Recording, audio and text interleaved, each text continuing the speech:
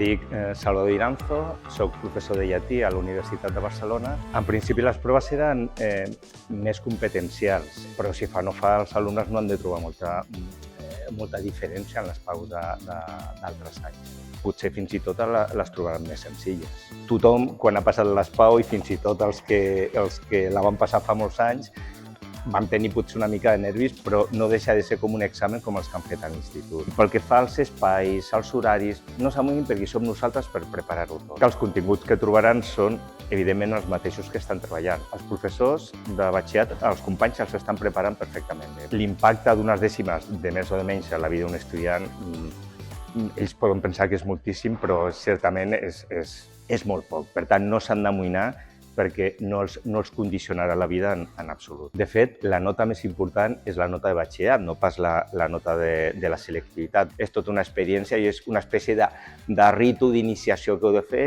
acabeu una etapa i començareu una etapa realment apassionant.